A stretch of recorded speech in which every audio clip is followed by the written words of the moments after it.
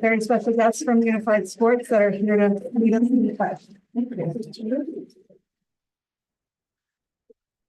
Proud allegiance To the flag of the United States of America, and to the republic for which it stands, one nation, under God, indivisible, with liberty and justice for all.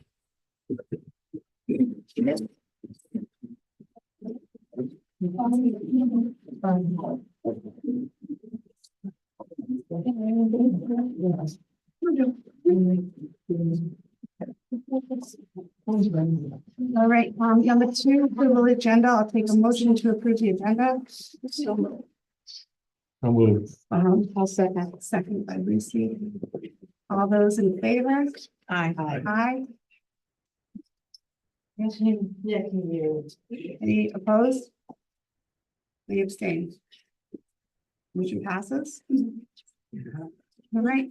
Number 3, presentation, Special Olympics Unified Youth Exchange Program, Connecticut and Panama.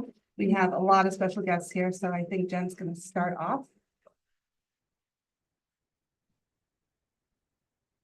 Good evening.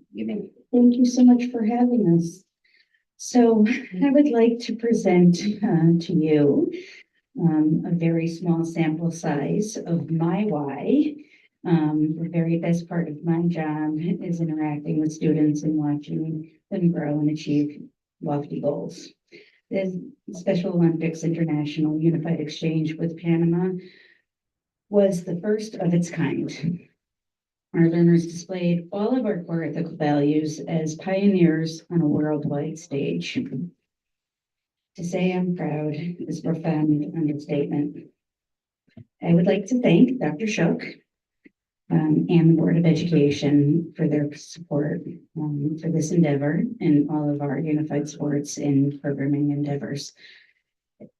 It's just continuously been an honor and a privilege to be a part of and to watch our kids, all of our students, grow and be examples to other students in school districts throughout Connecticut, the country, and now the world. So, further thanks goes out to Mr. Shouty, and of course his wife and small children who let Mr. Shouty come to Panama with us for a full week, and Ms. Plath, who also chaperoned with us, the families of these young students who continue to collaborate with us and trust us with their most precious, valuable little people, big people. They're all bigger than I am now. And of course, Mr. Rob Bajoris, Bojo. I can't say enough about all the time, effort, commitment, and dedication that Rob has put into our unified programming in district. He is a true leader in the unified Special Olympics movement, and we are so very blessed to have him in our district. And thank you, Rob, so much. He put hours and days and weeks of his own personal time into planning and preparing to make this a successful journey and experience for us. Thanks, Rob. Ms. Warda, are you next? Yeah, who's coming next? All right. Please stay. Everybody, all right, please stand. Please stay. Warda, Joey C, Chris B. Joey, you coming? Good evening, Joey. Who's presenting? Corey, you just want to sit? Corey's over there, but he's just going to sit. Just kidding. Corey. All right, you guys can introduce yourselves and say hi to the Board of Education. Hi guys, my name is Chris Barrett. Hi. My name is Joey. Good morning, God. How are you?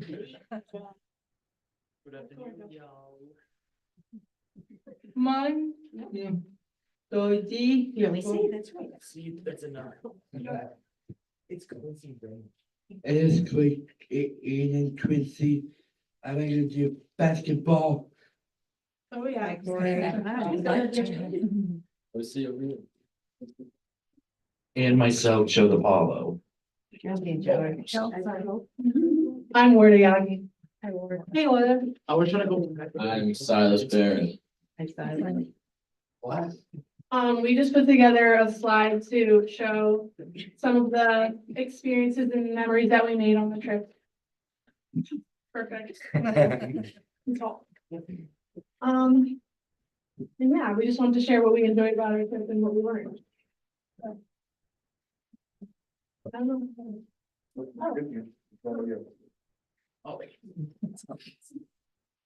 Oh. Okay. So back in April or May, I believe, they came and we showed them around our school and we did some tie dyeing and had lunch with them. And it was super duper cool to show them stuff that we normally do here and cultural stuff that we have here, such as dairy serve. What did you like about dairy serve? There is fun. I eat chocolate ice cream. It's really good. We also were welcome to participate in a unified field day at another high school, which we showed them. And yeah, then we showed them the beach. We also were able to show them some of our gems, such as food. We showed them some Connecticut pizza, and we brought them to my restaurant, my family's restaurant, which was super duper cool. What did you guys like about the kayaking that we did? Oh, hiking is just so fun. So maybe what did you like about it? Well, I never did the whole kayak thing. But they had some nice waterfalls. Now to the outbound part, which we were there for a little longer than they were here, but it was super duper fun. You want to tell us about what's that picture? Pictures is grill, Gorilla. grill thing. So we were super duper glad that we could stay in a really nice part of Panama City, and we stayed at a hotel that connected to a mall, which was super duper cool, which ended up being one of the biggest malls in Central America, I believe. And there were some super duper cool sculptures. And then throughout the time that we were there, we went to a couple different schools. This school in particular was one in the mountains, and they taught us how to play bocce. I don't know how to play that still, but they learned. What did you like about bocce? I say bocce is so fun about I saw Mojo teaching us with the hit the balls. Yes. Mojo was kind of like our tour guide. You guys want to say anything? You want to say anything about? This school was particularly cool because it was the only school that we went to where the students actually slept there. It's like a boarding school. And one thing you notice at schools like this is there's a lot of like religious stuff going on. Like they have a lot of pictures of Mary around. It was cool to see because I used to go to a Catholic school, so it was cool to see. We also played basketball and soccer with them, and we also found out that a lot of times they just have dogs walking around the school, like stray dogs. So, and they're clean, like you can pet them. So it was a very cool experience to go up there and meet all these cool people, and they were very grateful for us being there. The next one of the days, we also had the privilege to go to another school that was not in the mountains, but it was 100% like based off special education, which was super duper cool. And the Harlem Globetrotters from New York, I believe, were there. They were doing a tour, I think, and we were able to play basketball with them and some other students from Special Olympics. Globetrotters were always my favorite team when I was young, and so they always been around with me ever since, and actually started having a good time with them. These are just some pictures from some other activities that we did. We were able to explore Panama City, which was super duper cool. We learned about different artifacts and different buildings. We were particularly in like a governmental area, so we walked through a part that was just like all governmental buildings, and our tour guide Mojo and Jesus showed us a lot about that. And then on the bottom left, I'm sure Joey C can tell you guys about this. We went to a bowling alley to to play bowling with some other Special Olympics. Oh, you want to talk into the microphone? Most. Here, all of this. Yeah. You don't have this. This song, wait for this. What did you like about the bowling? Look, it's right there. Oh, this one, guys, you see it? On the bottom left. The Yeah. bottom left.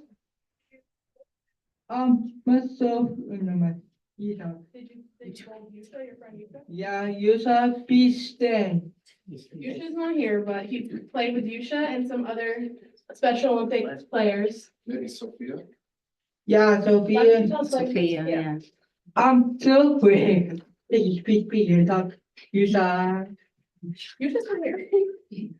He met a friend named Sophia who he had a lot of fun with. He played bowling with her and did a lot of different activities with her, right? Yeah, and you get spirit. And then, And the casting, what did you say? the casting, What happened in the bottom right? What was that? Was that the race? the way the casting, I pick you, the casting. Oh, so he was actually our leader for the whole trip. He led our group, he led us to different places, which maybe we didn't know the way to, but we had a original leader and he was the other leader. So he made sure we were all in line, made sure we were all there, right? Yeah, I need casting.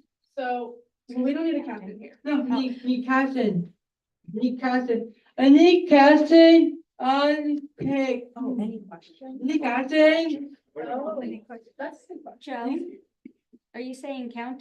Can you No, count no, the casting. is it a question? counting? Oh, Remember how Joey learned how to count Oh. Spanish? This is pretty. I need casting, guys. I pick. I need gas. We're not gonna do questions yet, but do you want to show them how you? No, picky doing the picky, no. On the bottom right, we were able to participate in a 5K race.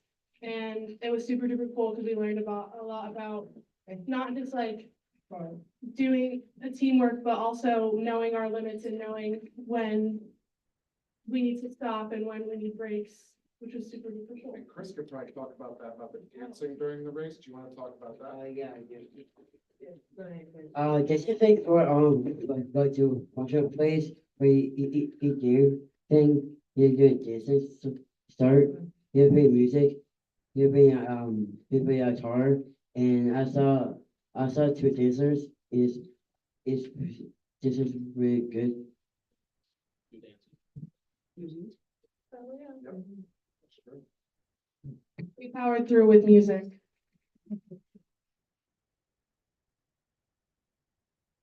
This is another picture from the race. What baby animal did we meet at the zoo? Do you guys remember? You can say it in there. Me? Yeah, what is it, Chris? I think I saw this love. This is very cute. Next time we're holding a bear. Yeah, the baby sloth was holding a stuffed teddy bear. Yeah. That's true. So did you want to say anything about the zoo and what you enjoyed? Okay, come over here. Thank you. What animals did you see there? Well, I did see a few animals like baby butterflies, some iguanas, tiny bit of monkeys. Those are lots of toucans. Not normal animals that we see here at all. Yeah, it's really nice. Oh, this was the restaurant Chris was talking about. We learned a lot about their culture and a lot about their dancing in particular, which Chris did a lot of. Yeah, this is yeah, it's a lot of dancers who like showing showing a few stuff and drinks. Did you? Then you guys order. I got rice, which was it's really good. We learned a lot about their food, different cultural. Yeah, especially on food. Yeah. This is where we saw two dancers. It was very common in Panama, it was very common in Panama for them to have dancers and singers there, which is obviously not, it doesn't usually happen here, especially like at restaurants. So it was super duper cool. I feel like we learned a lot about like different cultural things that they do. This was just some hugs and I feel like we just made a lot of great relationships that we would not have made if we didn't meet these people. And it's just great to have people that we can know in Panama. And just like people that we know are just like us.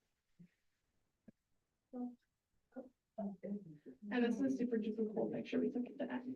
But I feel like all of us, including our youth leaders here, just learned a lot about leadership and knowing, and learned a lot about ourselves and getting to not just like know other people, but know ourselves. I don't know if anyone else wants to say anything. Do you want to say your favorite part of the trip? Yeah. Yeah, go ahead.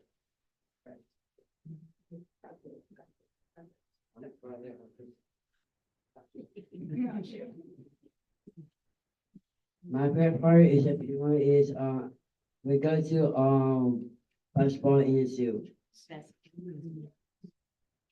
Yes, I do. My favorite language is Ola, who is my favorite. That's a good one.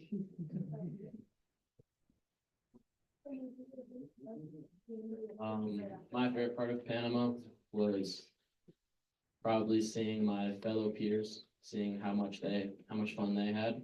And because a lot of them, it was their first time and outside the country. Me and my family have traveled a lot, so I kind of know what to expect a little bit, but seeing how they reacted and how much fun they had was a really nice sight to see.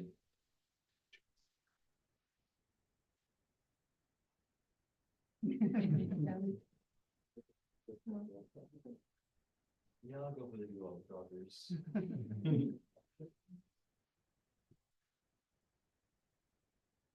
Corey really liked dancing on the bus in basketball. Just thought So I just wanted to say, this was all funded by our US government, the US Department of State. I'm wearing some of the clothes today that we got for the trip. They gave us $100,000 grant for a two-way exchange. And I have to thank our business office for dealing with lots and lots of receipts and odds and ends and last minute paying for buses and all kinds of stuff. So, not only was this under the US Department of State, it was under the guidance of Special Olympics International, and we are all US diplomats now, and we're a part of the alumni program, which gives us access to a lot more exchanges in the future. So you guys are gonna all be getting emails about that, and you can sign up, and there's all sorts of opportunities for our alumni diplomats for the United States of America. We also have some youth innovation grant projects that we have to do coming up. So each unified pair was awarded $2,000 to run some kind of inclusive project in their community. So we're still kind of figuring that out. They proposed some things in Panama, but we're working on maybe changing some of those things and figuring out exactly what they wanted to do. And we have a couple people here that did not come with us in Panama. They were maybe going to and didn't get passports and different certain things, but they were excellent supporters. Charity supported WARDA on Monday on a Special Olympics Connecticut meet with a virtual meet where WARDA engaged some global ambassadors for a whole hour. And if we didn't have to cut it off, she probably could have went for 5 hours. So WARDA did a great job. Charity was a great support. But I just want to invite them, though they were not on the trip, They're a very significant part of our program, and if they could just maybe say why they're involved with Unified and why they're here today supporting their peers. Hello, my name is Tyler, and a big reason why I do Special Olympics is actually because this big guy right here. Joey is my cousin, and being in Special Olympics and doing unified sports, I have grown such a great relationship with him. And honestly, everyone here, I love that every day. Unified sports, I'm able to be with these amazing people. I didn't talk to them much before unified sports, but now I have talked to all of them every day. They're great people. And I just love that we get to help out others who maybe were not as fortunate as us and give them the opportunities that they were not given. So, thank you. Hi, I'm Charity. I like what you said, I wasn't able to go on the trip because of some passport stuff. But I will say just through the phone calls that I had with Warda while she was there and being able to hear everything that they were doing, and it was amazing being able to see all of them shine in their element. And I think the reason I joined is because of the fact that I get to see them be so happy in what they're doing, and it's just amazing to see other people so happy with what they're doing. That's really my only reason. I'm Sonia. I'm Joey's sister, and I just been part of Unified to like be closer with them. I'm Emily. I was like involved in Unified because one of my like best friends has Down syndrome, and I've known her since she was in kindergarten, and it's just like it's been fun to grow with her, and yeah. So I went on the trip, but I would like to add, I transferred into Coggins last year because I used to go to Xavier, and Xavier doesn't have a unified program. And it has truly been a life-changing experience because I finally get to be in a school setting with my brother right here, which I haven't been able to do since I was maybe in 3rd grade. So it's truly been a blessing. I've been doing, and so have a lot of people here, Camp Nerden, which is a summer program for individuals with intellectual disabilities. So just keeping that experience from the summer going through the school year has truly been amazing. As a group, we would like to close it out today by giving Mrs. Dahlheimer a token of our appreciation for helping us. Peace with, day. Peace a- day.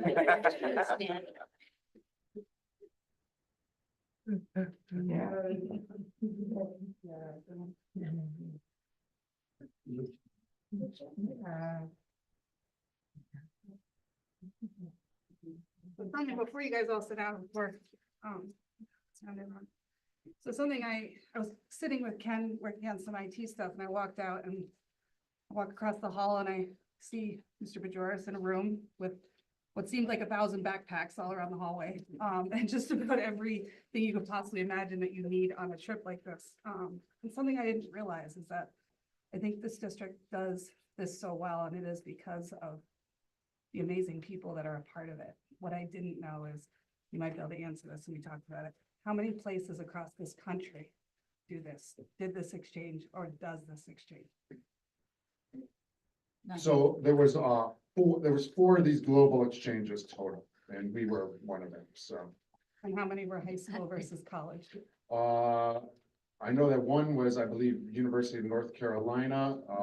I'm not 100% sure the other ones, but there was the Special Olympics DC program, and that's where everything kind of goes down. So that was one of them. So we are very lucky. I know the high school in Southern California participated in inbounds, but they did not participate in the outbounds to Mexico. So they Special Olympics moved on to their global ambassadors to do that. So we are very, very fortunate. And I can't thank you enough for trusting us. We've been to Germany. We've hosted a delegation from Russia. We've been to USA Games, World Games, Panama. I could have never imagined this 10 years ago when we were putting this together. And I thank you all for trusting us with every bit of it, trusting us with the kids and the finances and everything that goes into it. It's been a wonderful journey for me as an educator.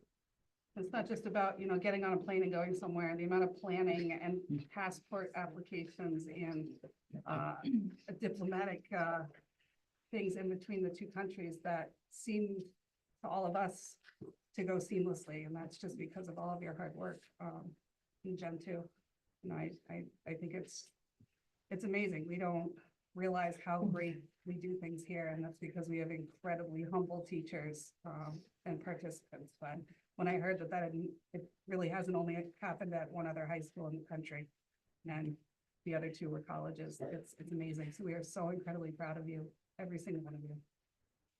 Have you heard from this one?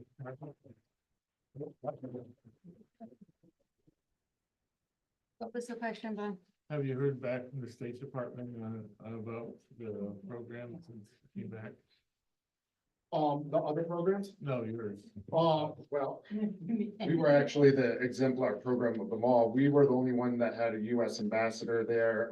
I was fortunate enough to go to the embassy, meet with, our US ambassador there and many other, workers at the embassy, and that was unique to ours. We were also, another thing that was unique to ours is we were the only one that had US Department of State staff with us. Yeah. So out of them all, we're kind of the premier exchange. And I don't believe any high schools have gone out of the country. There's no international exchange, it's only. That's correct. This is the only one. Yeah, it was a very unique opportunity. And I think Joey learned some really, really cool things. If we were gonna all leave right now and we were gonna all go somewhere, what would you say? Really casting, What would you? Domino's. Vamonos. So he was our leader and we'd always yell Vamonos. And one other thing you learned was counting in Spanish, right? Yes. Yeah, because we do this every day in unified sports class. Do you think you could do it right now or no? No. Okay. Any casting, Oh, do you have any any questions? casting. Oh, any questions, any more questions? What was the most fun? I'm gonna put this Panama. Any casting, Questions? any casting, I'm gonna pick, what's your name, that name? This is new big. Miss Newbeck? No, your name. Oh, Mr. Shook, What's that, any casting? your question? Do you think you'll ever go back? Nah. Was it too hot? Any casting, All right, I think All right, that's Joe. it for questions. Say thank you. thank you. Thank you. I just wanted to thank you guys for allowing us to have this opportunity and for supporting and just making our education, special education system so amazing. That's the one thing that I love about our school and our district is our special education system. It's just like one of a kind, and that's all I have to say. Was their food better than your parents? No, I'm not gonna say that on here. I'm not gonna watch this. Thank you so much.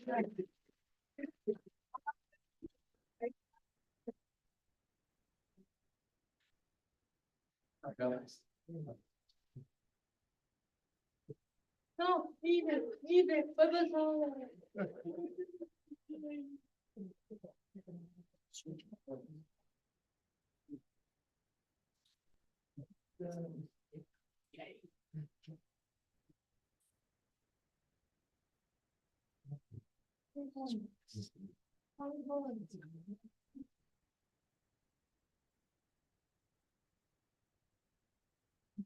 Oh, that's hard to follow. Well, everything else seems boring after that. Okay, number 4, chairman update. I don't have much other than I have a short, very, very quick video from the athletic complex dedication. I know many of you were there.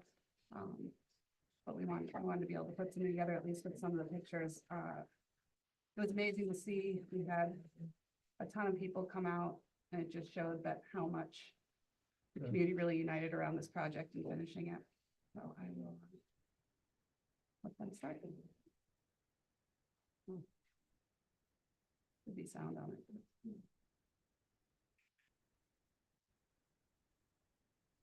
Any sound? Right.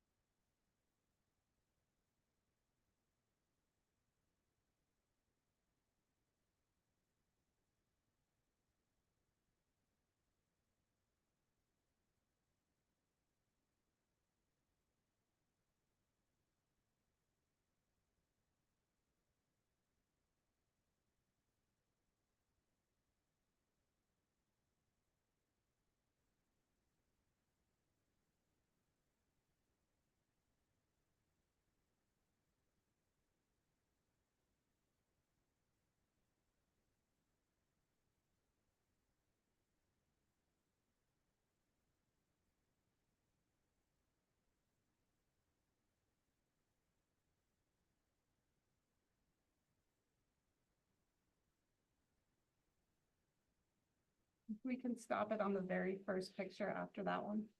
We put that one back up.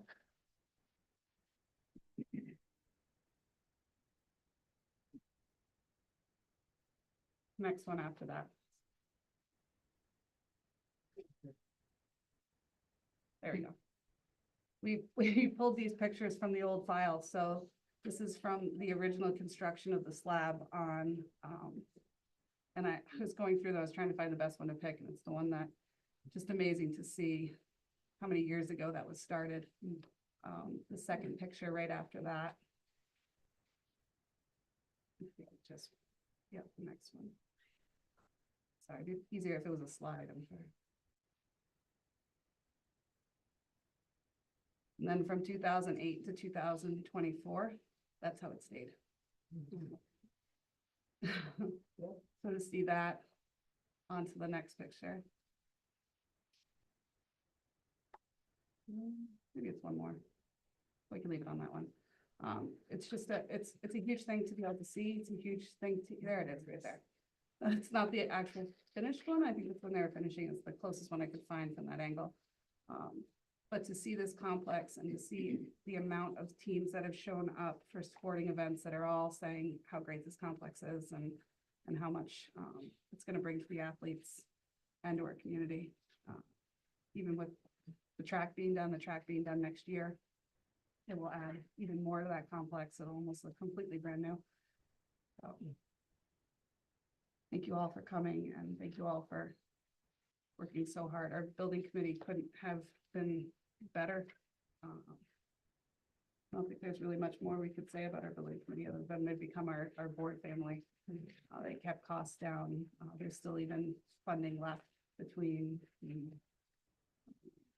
lighting and the field house. And we're going to be able to allocate that to things within that project. But it was nice to see we had one of our state reps and our senator, Christine Cohen, and Vinnie Candelora came, and to have them participate was really great. They were extremely thankful to come. I don't think there were any casualties besides Deb with the giant scissors. Those came in the mail, and I didn't even know if I could bring them. They looked like giant garden shears. But thank you guys so much. I appreciate it. And I know all the kids do too. We don't have any other updates. Move on to public comment. 5. If you have any in-person public comment.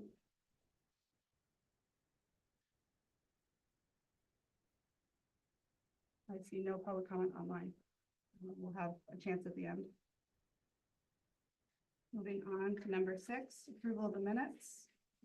Board of Education regular meeting, September 11th, 2024. I'll take a motion to approve. By Bob. Second. Go ahead. Second by Lucy. Second by Tina. Any changes, corrections, or deletions? I looked through it and didn't see any. All those in favor? Aye. Aye. Linda? Aye. Opposed? Any abstained? Motion passes. Thank you. Number 7, superintendent's report. Thank you, Lindsay. I think you'll all be thrilled to hear I only have one item to address in my report tonight, but it's an important one. It's to recap the incident from the middle of September that, as you all know, caused a great deal of fear in our community and disrupted operations in the district and specifically at Strong Middle School. I think, as you're also aware, we're kind of limited in sharing many of the specific details associated with this incident, but I will certainly summarize the major points, and at the end, answer any questions that you might have that I can answer. And so we'll just kind of go from there. So just, I think you all know this, but just to kind of recap some of it. So on the evening of September 13th, which was a Friday, we received information from local law enforcement regarding an alleged threat made on social media involving learners at Strong Middle School. By the following day, the police were able to identify the individual responsible for making the threat, who was charged by the police, and the individual also received disciplinary consequences from the district.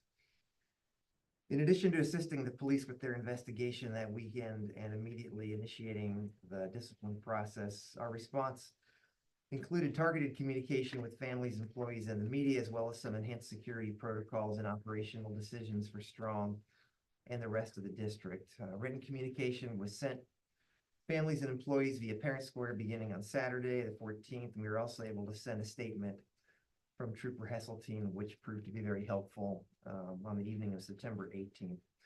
In addition to the written statement, Mrs. Gonzalez and I spent considerable time during the early part of the week of September 16th, speaking to parents who wanted to share concerns, provide feedback, or ask questions related to this incident. We received a lot of emails, but given the sensitivity of the matter and not knowing where that information would go, we offered phone calls with anybody who wanted them, and quite a few took us up on that. We also felt like that was helpful because many of the people who sent emails that had a lot of concerns, those concerns were alleviated after talking to us, and I appreciate that she did that, and was happy to have helped out in that as well. I also think it's important for some context, and some of this was reported more widely in the media, but on the following Friday, the 21st, I was able to participate in a meeting along with other Connecticut superintendents that was focused on a recent rise in the frequency of threats to schools across our state. And actually, as we learned, it's a national trend. And this meeting, which the governor also attended, included updates from the Department of Homeland Security about threats, the nature of them, and how schools and communities can best respond when they occur. One of the other things I learned is that there isn't a perfect formula as to how you're to respond. I'm very proud of the way that we responded, and was happy that we were, because the police assured us that there was no actual threat or danger to the school, that we were able to have school on that webinar. And you all may know this too.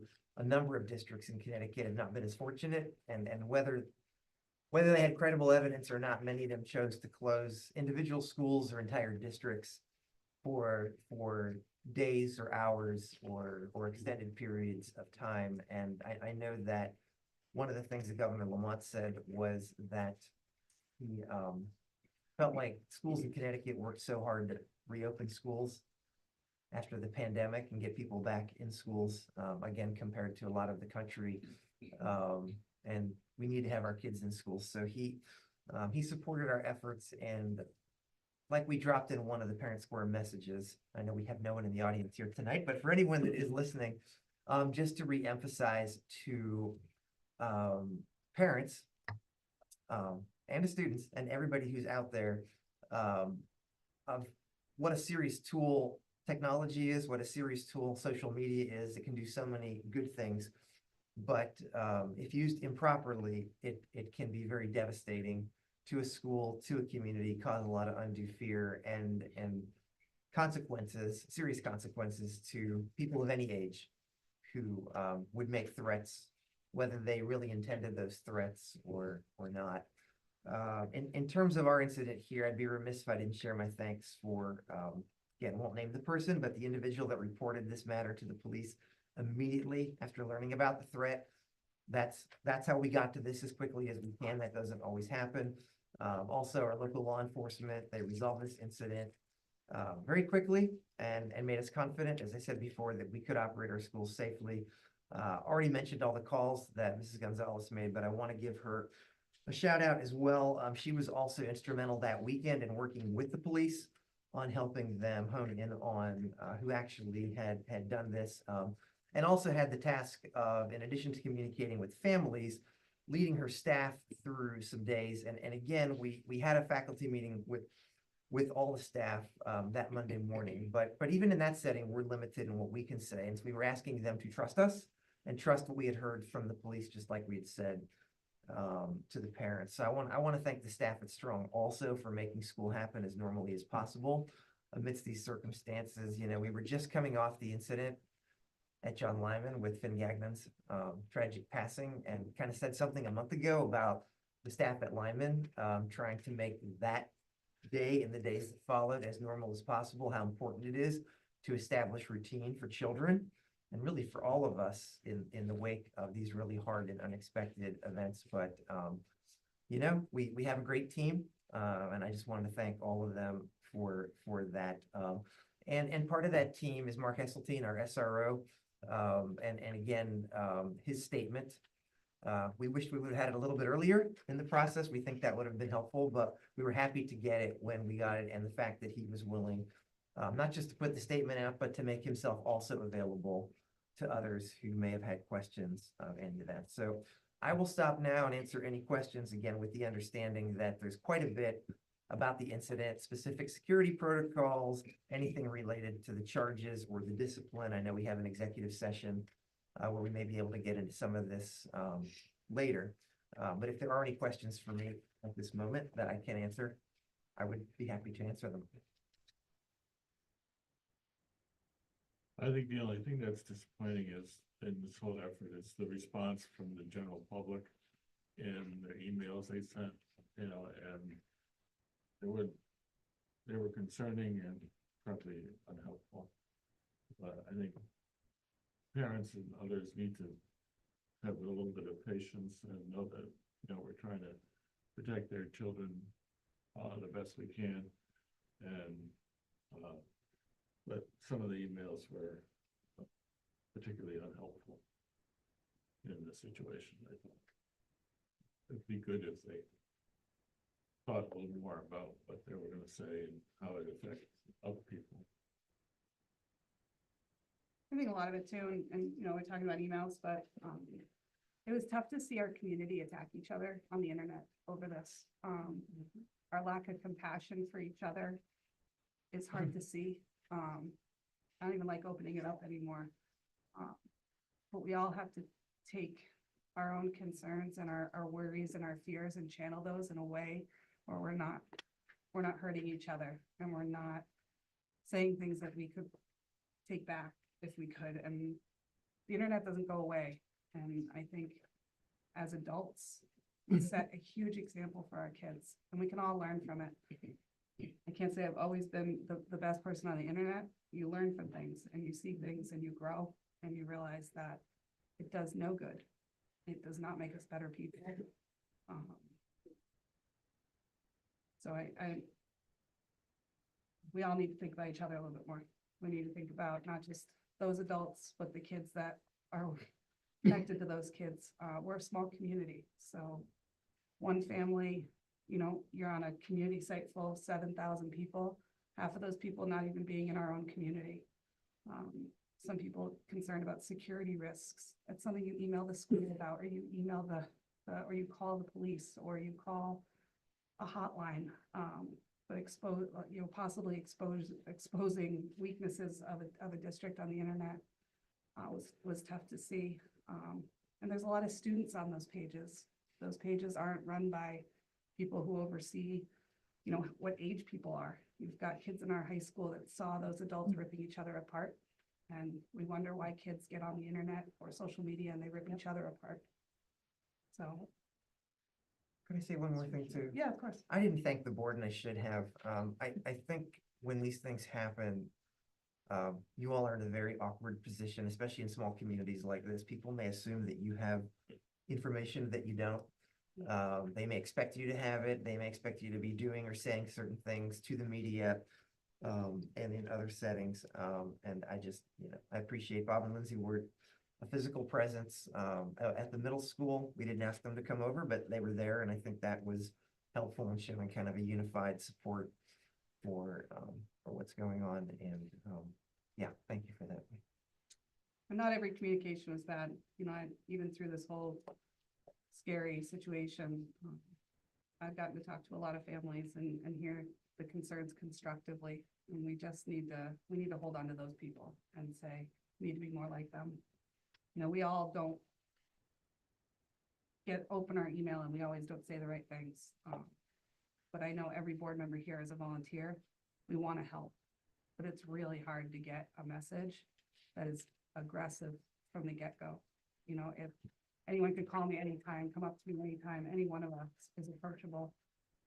Send us a message, say you want to meet and talk. We're happy to meet up. Yeah. Thank you.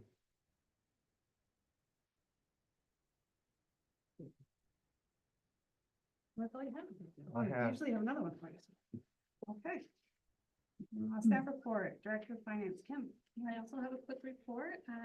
We closed out the month of September, 20% expended in the budget, 23% of our revenue has been received, and we have encumbered 98% of the budget. Our 23-24 audit has been completed, and we received the draft today. We were told that we made a record in RSD 13 because it was completed 2.5 months early. The due date's December 31st, and it was completed October 9th. So kind of pat on the back for Tippy Pop because she really does a lot with them. And we've got it, you know, really so that we get everything ready, and their team was very responsive. We were very responsive, and it's ready to go. So they will be reporting, usually it happens in January. And that's all I have. Congratulations, Kim, that's amazing. Yep. We often congratulate Kim on all of her accomplishments, but we also always expect it to come back like that because we know it's Kim and it does, and it's not just me. But there's a lot of hard work that happens, not just with Kim, but with you and the whole office. Administration, everyone. Yep. Principals, everybody. Thanks, Tiffany. Something that's usually scary in a lot of districts is a welcome presence here when they come. So it's always a good feeling. Thanks. Committee reports, policy committee, Bob? Policy committee met on September 18th. We referred a few things over. We decided not to act on the suntan lotion policy, and we figured that we'll let that administration kind of deal with that at some time in the future. We also referred the graduation requirement policy to student achievement, which I hope you'll bring up at the next meeting, because we figured that was needed more input than policy committee had.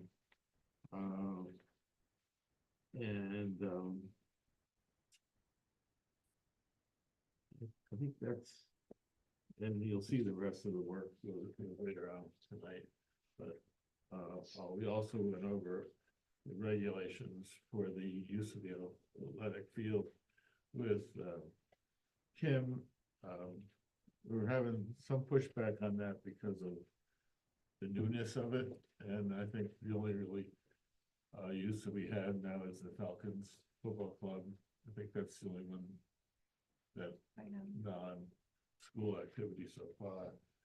And they're reluctant to pay the fees. I think that's a issue that the board's going to have to deal with, because, you know, we want to protect that facility, and we want to make sure that the cost of operating it is borne by the users. So that turned into a little bit of a fuss for Kim this week, but. And I think when we're looking at the facility and trying to, you know, there's not really been a specific set of policies. We touched on it before. There hasn't been a specific policy or regulation for that Kim and Patty and Eric can go by on rentals and reserving, not just the athletic complex, but our auditoriums, our classrooms, the schools. And by putting one in place, it's really going to help them and streamline for everyone, not just for us as a district, but for any club or organization that wants to rent somewhere will have an understanding of our policies and procedures, fees, and timelines on that. You know, it is hard. They're in the middle of doing all this. We do have to take into account that some sports are currently in session. So we've talked a lot about Falcons football is currently having their home games, and because of what went on at the last game, the opposing team was on the track with a lot of chairs and there was garbage.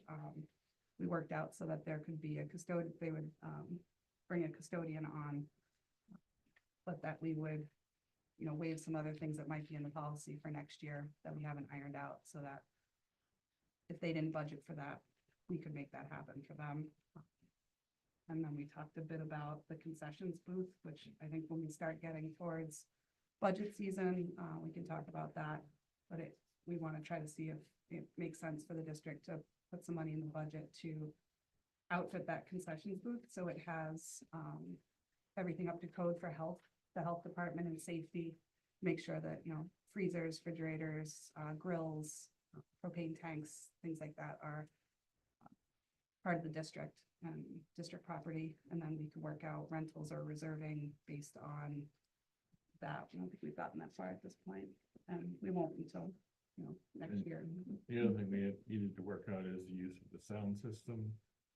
We haven't, resolved that quite yet, and that's, can be damaged by people who are not like, not trained to use it correctly, so that'll be another issue. And finally, on that, so Lindsay and I brought up is the removal of the plants around the field that smell like cat urine. And so we're bringing that to the building committee. We don't think that's an attractive addition. That's Yeah, I did some research on it today, and I was talking to our athletic director who was up for Unified, and he said that there's a certain time of year that they have some sort of sap and it smells like ammonia, so it smells like cat pee. So we want to see if the building committee can look at that. I think it's been there since the complex went in, and looks like it was just for ground cover and maybe protecting that wall. But we might be able to do something that doesn't smell like that. Because if you don't know what that smell is, you don't have animals, it just kind of smells like heat. So you think maybe there's a. Anyway, we'll figure out how to take care of that. Maybe then the facility will be quite complete. Yeah, but for the remainder of the season, the concession booth stays the way it is. I have to say, I was at the Falcons game on Sunday. I stopped by and everything looked great. Everything was, everyone was abiding by all the rules. Kim and Patty worked on some amazing signs for the complex. If you see at both entrances, it says what you can and can't do. So it's easy for someone to be out there. If someone's not doing something, they can point to the sign and say, you can't do that here. So it gives our community a way to tell people, you can't be doing that here. Should help. That's about it. And we're on starting the 6,000 series. You'll see as we get through them. Ones to take action on. The building committee had also on that day had quite a few issues. The first is that the state grant for the lights was about $400,000. The lights are installed. They were $268,000. There's a bunch of other related fees, but there's about $93,000 left in that fund. So we're trying to decide whether or not what we do with that, and there's options from more bathrooms to lighted tennis courts and a variety of other things that are being talked about. The pavement, the picket lane, the drainage issue along Maiden Lane at the intersection of Maiden Lane, there's been a swale put in, so hopefully if we get rain significant, we'll see if that releases the ponding that was done at the end of the road. But all the bills on that project are all done as well. And the parking lot that's currently stone is being worked on. Probably we'll get some finer material on top of that. I don't know if pavement will be there, but it'll be smoothed out so it's a nicer parking lot. So that's that on the athletic field. They started some drainage work on varsity baseball field. I don't know if you saw, there was a drainage pipe put in and they're working on drainage on the outside edges near the fence to have like a warning thing, but it also serves as drainage. That's being worked on. I think it was completed last week. Yeah. And now they're gonna start on the softball field. And there's like low spots in it, and there's some humps in it, and they're trying to get that out, and also some drainage up the infield. So that hopefully Emily, who was here before, is the pitcher of the softball team, so hopefully she'll be happy this year. And that goes through. The fire pump thing has been settled. The pump system is in for the high school, and I think the small school is about ready to go. So we've saved almost $400,000 by very carefully, the building committee looking at whether or not the pump stations were required or the current service from the water main would be high enough volume and pressure, and it was. So that's $400,000 on the bonding thing that we have to probably either reallocate or not issue, right? Yeah, we can talk about that. Yeah, we can. we have to figure out. So,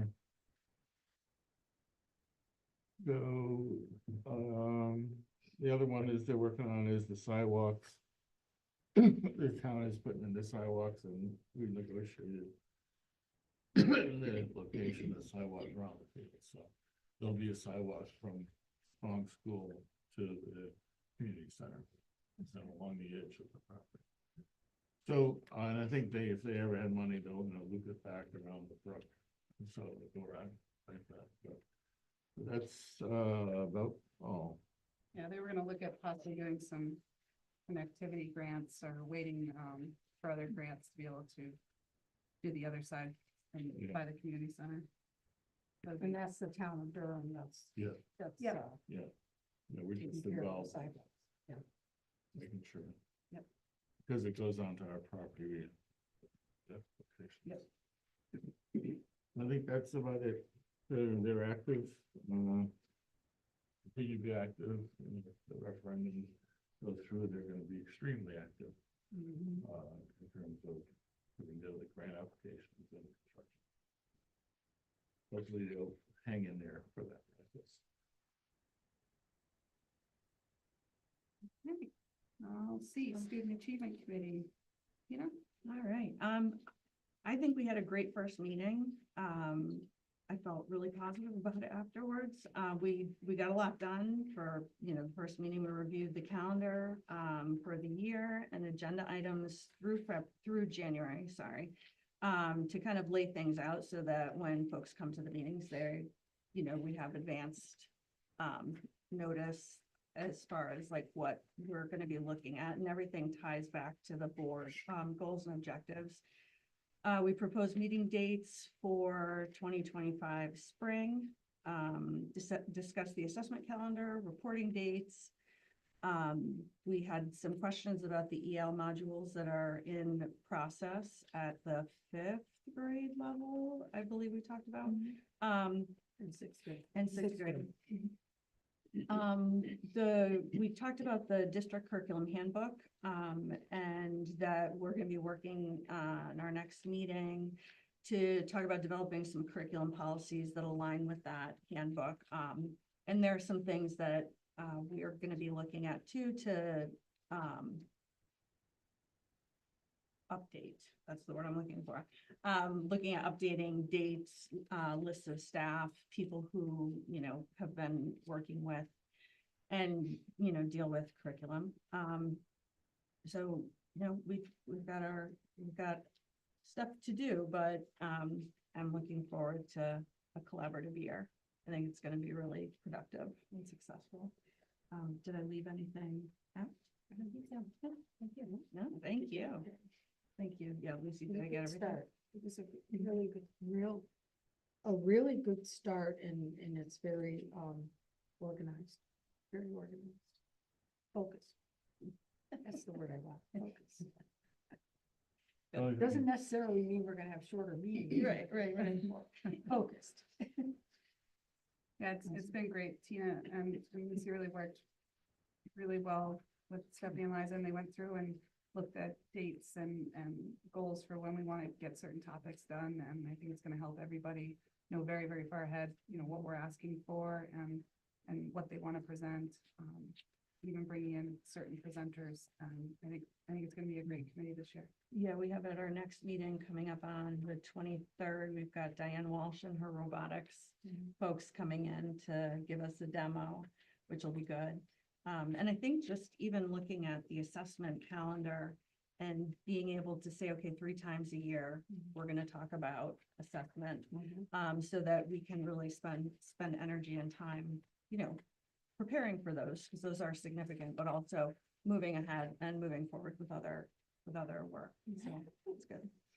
I had one question under, I was for communication, but it relates to student achievement, is that parent was concerned that the social studies book for sixth grade is from 2006. So she was quite concerned that we've missed kind of a couple decades or a decade. Oh, So, which of a lot of things have happened. that's for She great. just raised an issue that maybe we ought to update that book or use. I do know, and Liza could speak more to this when she returns, but the state is rolling out new social studies standards. So Liza has been working with a small team on those with a representative from the state, so I'm sure it's coming. The Durham Fair gives lots of people opportunity to ask you questions. It sure does. It sure does. Yeah, and that's something that we can, you know, not just specific to that, but looking at the textbook, you know, review and when curriculum gets reviewed and what that looks like in terms of textbooks and whether, you know, down the road we are, because it could very well be, and I don't know this now, but I'm just spitballing that, you know, if there are online options, even for purchase, is that something that's being used currently? In which case it would be like, you know, the textbook might still be in the room from 2006, but I don't know if they're, I mean, is it like, was it coming home, like being used currently, or was it just in the, okay, so being used, okay. All right, well, that's good to know. That's helpful. Yeah, I mean, it just a lot of stuff has happened since 2006. A couple things.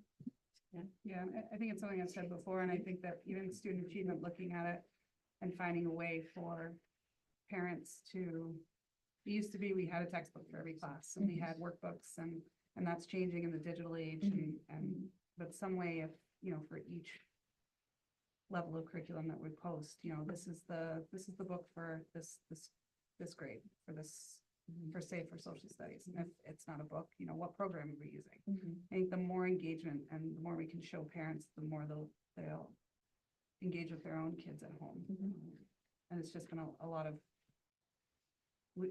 like you said, the Durham Fair was like an onslaught of questions, and it did come up a few times, just wondering, you know, what their kids were learning, and it's hard on certain levels, but I do, even hearing it from Kate in the state, it's hard for parents to keep up when things are changing. Our worlds are changing a bit, and digital age changes a lot, so. That also dovetails with the fact that we approve textbooks, but textbooks aren't used as much. So have we gotten to that? That's a policy?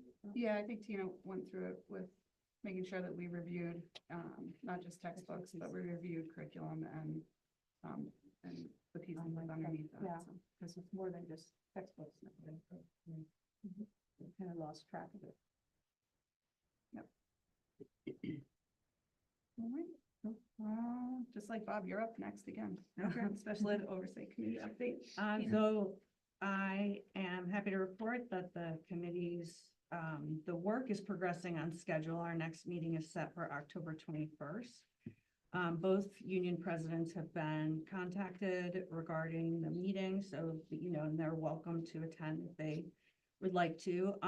We're gathering information currently to review at that meeting, including exit surveys, resignation lists, job descriptions, and related email communications. So thank you for those folks who have assisted in that. We appreciate that. Does anyone have any questions about that so far? Our next meeting, did I say this already? October 21st, the Monday at 4 p.m. And that is, you know, that's a public meeting, so people are welcome to attend. There will be public comment if people care to share. So that'll be just like any other committee meeting. That's the first meeting, not the next meeting. The Correct? first meeting, yes, I guess, yeah, it is the first meeting. Yeah, thank you for that. I guess next one on the calendar, but there wasn't one before, so it would be the first one. Thank you. I need to address a significant concern that's been repeatedly raised by staff. So part of this, a piece of this is having conversations with staff current staff, former staff, to see if they can, kind of participate in the process, shed some light on the big question, which is why did we have so many people leave at one time over a short period of time? And so I've been talking to people, Bob and I have been talking to people, having meetings with individuals and meeting with groups of folks. And a common concern that's been repeatedly raised is that staff members have expressed fear of retaliation for speaking with the committee, which is really unfortunate. It's hard to hear as a member of the board and a former employee. So to address this, I just, want to make sure everybody is aware that we've made it a priority to reassure the staff that any information that they share and that their names will be kept confidential, which is helpful in alleviating some of the worry. We've also made it a priority to communicate to them that it's our expectation that admin will not engage in any direct or indirect retaliation at any point in the process, before, during, after.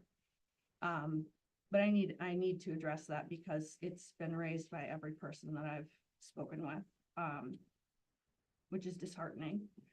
And that's it. So next meeting on the 21st.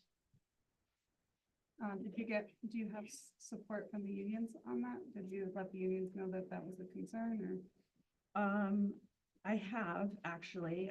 So the two unions that we're talking about are the support staff union and the certified staff union. The support staff union has been very clear with their staff that they are fully supportive of the board's ad hoc committee, the process. Very clear that if staff feel more comfortable with their union representative at the meeting, that they're welcome to do that. But also encouraging, this is part of the process. This is a community committee process, and that their input is valuable and valid. Unfortunately, I wish I could say the same thing for the certified staff union, but I cannot. I did reach out in September to both, and when I heard back from the certified staff union representation, they had some questions about how confidentiality would be maintained. I shared that information and I never heard back. And I don't believe that the communication with the certified staff has been one of support in speaking with the committee. I don't know if that answers your question. No, but we have been in I was touch just with wondering the- if you had been in touch with both. Do we anticipate, I know looking at ad hoc, we anticipate a lot of meetings on this? Do we anticipate I just a think few? I sent out a survey to see when people were available, and the first meeting will be set for October 21st, and I think I have two scheduled for November. With the initial timeline said the goal date to wrap things up was December 11th. I think it was December 11th. And I think we're still on target for that, but obviously, if things wrap up sooner, I think it kind of will depend on how that first meeting goes on October 21st, what questions people have, what we still want. We're gathering the information now to review at that meeting. And depending on the questions that come out of that, we'll get a better idea then, I think. Yeah, from what I can see, we have 3 meetings scheduled, October 21st, November 4th, and November 18th.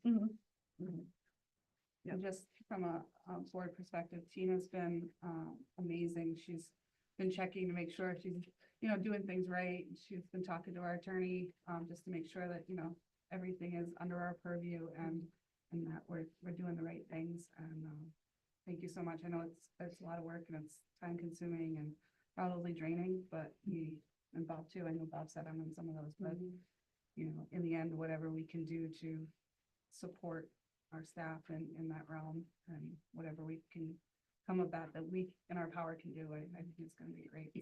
Thank you. Yeah, I would just add that, you know, our staff is probably our greatest resource. And we want to make sure that we're doing right by them, because through them, you know, like our children, get the services that they need. So thanks, Lindsay. Thank you. ACES update, really quick on that one. So in my role in ACES, we meet monthly. But every single time I seem to not be there, they always manage to say, Lindsay will do this. So I've been a part of their policy committee this year. And I've gotten a lot of great model policies. Tom Dennehy down at ACES, their executive director, has done some amazing things around policy with discipline, bullying. So I'm going to pull some of the stuff from ACES, and you know, a lot of the stuff we don't utilize their resources, but I think the collaboration between what they come up with policy, the director that does all their policy work that hands it down to our governing board is phenomenal. She's amazing. So I think I'll have a lot for policy next month on some review for policies, and they're already looking at next year's changes for district climate. That will be good. And then they so willingly put me on the new building committee for the new Wintergreen Magnet School, which I'm actually pretty excited about. It's going to give us a lot of really good insight on a building committee level. It's amazing to see what ACES can do and how quickly they can do things, because they just buy a property and then they start work. Going to be in Hamden? Yeah, yep. So and it is a very similar, it's a renovate is new too. So Silver Petroselli has been a big part of it. And they've come and given a few presentations. It seems like almost fast forward, because I feel like we've had 3 meetings and they're already designing. But I'll start that with that building committee. We have a meeting tomorrow. I have some more next month.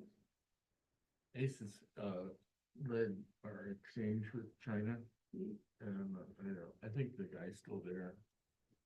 That's done it. Yeah. I wonder, you know, if there's any interest over the next year, see now the kids enjoyed Panama, whether or not we can get some kind of cooperative program, exchange program. I don't think China is probably out of the ballgame right now, but there is Vietnam and Thailand and Spain, you know, there's other countries that he's worked with that I think, you know, I think that was a very well-received program here, and I know that I still stay in touch with a teacher from China, and you know, I think that you know, in terms of our global issues, it would be great to continue to see if he's interested in.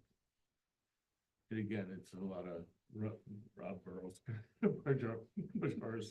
kind of work to get it to happen, but it did mean something, I think, here, and I think you can see just kids traveling to a different country is a benefit for the school, and you know, one of the things that attracts people here, I think, is to have a program that we can extend to other parts of the world. Yeah, but it seems like ACES has start bringing a lot more now that everything's coming out of COVID and settling our policies. I think that they want to work with the RESCs and really find some really concrete ways to do some global expeditions, and they're always saying every single meeting Norm shows up. Oh, let me go unmute it.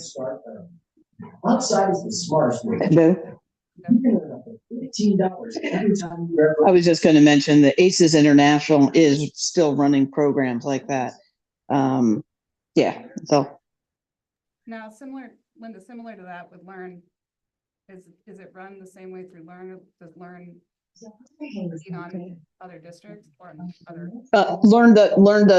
Learn uses ACES International, so we don't have our own program. Maybe we can work on something to bring back to ACES for next month's meeting. We'll take a look at it and see what we can get from them. Sure. And the last thing I remember. Magnet Middle High School. committee. program um, and imagine I'm the all of American National School of Excellence. Now, standing. Linda, you're on mute. Application for rising. Oh, I don't know what's happening over here. Please hold. I'm the board's liaison, for the governing board for ACES liaison to Early Head Start. And we've been meeting every couple months. And there's a lot that I have, a whole packet of information I can give to Jen when I come back next month on Early Head Start, but they have some amazing collaborative programs between Middletown and, a lot of their trips they take, the buses go straight through our district when they take trips to the shoreline. So we're going to try to see if we can collaborate with the district and get some of those programs for some of our families in district that I know are in need of that. It's amazing to see on this committee for Early Head Start. They took a trip to Hammonasset. I missed it by a day. And when they came back to report back on it, 4 of the families had said they had never been to the beach. Now, these are families that live in Middletown and they've lived in Middletown, but they don't have vehicles and they don't have the access. And, you know, when we talk about rural areas, it's very hard to talk about transportation and make their way. And you don't think living that close to the shoreline that there are families that have never had that experience. It's just out of the realm. It's very similar when I talk about how many people have done this unified sports program in the country, because it just looks so normal to us here. But we do have to think, I'm sure there's families within the district that haven't had those type of experiences that most of our families go to a few times a year, even in the summer. So hopefully we bring that back and look through that together. Thank you. All right. Board communications. Got a bunch of stuff on this one. Caves Caps convention in November. Everyone can check their calendars. I think we just got an update from Kate the other day. If you can come, it's going to be an amazing weekend. It's Friday, Saturday, and Sunday. If you can't make all the days, pick Saturday, because I'm a moderator for 3 of the sessions. Get to see you talk a little bit. But we have Mr. Schreiber. Yes. What's the that's, weekend? The second week in November. You would think I would know it because 15th. 15th. Is the Friday. There we go. Thursday, if anyone wants to come down with me, it's the delegate assembly. So, and I've said it before, I'm the state relations rep for state relations chair for CABE.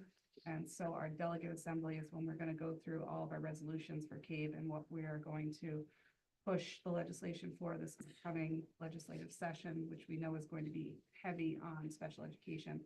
So we have a lot of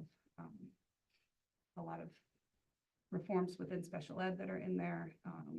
As delegates, we all vote on them, and then they go off and we lobby for those at the state, and that will start when the session opens. It's been one of the more rewarding experiences to be able to testify at the state. It's nerve-wracking that first time. I think I'm on my 4th one at this point, and it gets a lot easier. Plus, when the education committee starts to know you, you don't feel as weirded out. But anyone that wants to go with me for any of them, I can send out the list of when we're testifying on certain matters on CABE, and one welcome to come hang out. I didn't read all the resolutions, but there's one on funding for ECS. Yes, yep, we're looking a big push on That's a big expanding. topic. Yeah. And we do think they're hearing us. We think the education committee is hearing us on a rural level for the first time in a really long time. There's some shakeup in the education committee right now. There's going to be a lot of change of leadership there. And we don't know how that will change with the co-chairs, but they have been really responsive on ELA. That ELA mandate, Madison, for example, they have one school that has been nationally recognized. Most recently, I think it was the high school. And they've been a subject of not accepting their program as it is. Their waiver was not accepted. And they backed up from it. So they're allowing them to now use their program, which has been proven to be really effective. So I talk with their chair a lot. He's an area director for CABE with me, along with Kim Walker from Westbrook. And it's because of how much Madison fought to get that. You know, they said, no, we have a program. It is working really well. Our scores are great. Our kids are doing great. We want to continue this. We don't need a program. And they spent all last year fighting that. So it's been nice. Nice for them. They've been working really hard. What else is up there? I want to remind everyone, Memorial School project bonding, the referendum date. We've said it before. I just want to remind everyone it's on Election Day, Tuesday, November 5th, 6 a.m. to 8 p.m. Durham Community Center for Durham residents, and Memorial School for Middlefield. It's a change because they need a bigger venue. They have many districts, and we don't yet know how the ballot will be because it has to be a separate ballot. So whether you go to another station to get the ballot for the referendum, we're not quite sure yet. But I'll try to get the board that information so you have it. Anyone else have any other communications? Durham Fair went really well. I think a lot of our PTOs and booster clubs did really well. I think it was 155,000 roughly was the attendance for all 4 days, which was better than the past few years, but not quite what the pre-pandemic numbers were. I sat at bench warmers all day on, I think it was Friday. And all the kids coming in from all the teams. It was Friday, right? Yeah. It's hard to remember. It's like a blur all that weekend, but you saw every single sports group represented over the course of the 4 days. Some teams more than others, but they're all mixing, having fun. You know, teams that don't normally mix are, you know, grabbing burgers and yelling things out. And it was a lot of fun. I know Memorial's Bounce House did incredibly well, considering it rained, you know, drizzly and raining some of the days, but I think they did really well. I'm not sure how Brewster made out, but their booth looked really great. I went by, and Lyman always does really well. I'm not sure what their numbers were, but that corn's always fantastic. And Strong's, I was there for closeout on Strong, and I think Jen and Julie are now handing over those reins this year. Is last time they closed up the booth, so that's the emotion for them. Anyone have anything else? Yeah, this band and show choir was great. For, you know, 1 month of practice or less, so as they always are. And They sounded great. yeah. They always genuinely look like they're having a blast. I never see Tim up there and without beaming and excitement for every one of these kids. And he was telling me a story of one kid. He's like, the kid's new this year. It's just amazing. Like he went out and God, I'll know this was from Pep. They came for the football game for Pep band, and one instrument wasn't working or he couldn't get certain speakers. So he went out and ran down back to the school, came back, and he's like, that's the dedication and that he loved to see. And it's exciting to see him get so excited. There's a second football game on Friday night. Yep, Friday night home against Capital Prep. Like girls soccer last night, I think won 2-0 against it was North Branford, right? No. No. It was a team that it was a really big Saybrook. Yeah, Saybrook. It was a really big win for them. The girls had phenomenal games. Volleyball won a nail biting match against North Branford. That's what North Branford was. I think they went to 5. I don't know volleyball as well, but they went to like 5 games, and they snuck out at the end on that. That was pink out as well. Pink out, yeah. It was neat. I think it was North Branford was the home team, even though they were at us, and they all had pink out shirts on. I've never seen so many kids from COG at the volleyball game, and they are. We have a cheering squad. We definitely, besides our cheerleaders, we have a fan squad. It's the basketball team. Yeah. Yes, it is. They're seniors this year, so they'll be missing. Yeah, and the football team finished up, and you saw the football group of fans come in and go to the stands, and it's neat to see. So we have a lot going on. Boys soccer has been doing great. I haven't gotten to as many with the boys teams. I got to see them while football was finishing up the other day. And I've never seen a coach. Matt Thompson with these kids is absolutely phenomenal. I wanted to stop and say to him afterwards, but he had a frustrated athlete and he just was like, hey, come talk to me, don't be mad at me. And, you know, they worked through it and I was just like, that's the type of coach every parent wants for their kid. And it was great to see. Anything else? Anything fun going on, Captain? Gotta catch up. Just trying. I'm busy life from there. Okay. I think that's all. Oh, no, I do have one more thing. Always goes back to Tina and Bob. So, our district, Board of Ed newsletter has been, one of our goals and objectives was to bring that back. Bob did a really great job with it years ago. We kind of shifted towards more of the district sending out a snapshot with a lot of, you know, really great pictures, and we want to try to get back to at least from a board level sending information, at least what we say quarterly. Maybe even a little bit more than that. It's very similar to our next steps newsletter. We're going to work with the printer to see if we can find a better way to, when it's mailed, so it kind of pops as opposed to just being the front white with the address label.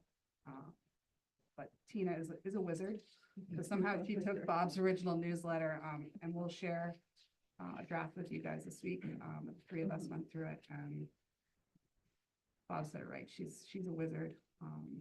But it looks like we'll try to stick to 4 or 5 pages and just talk about our updates for our committees, any upcoming events that's pertinent to the board, our committees.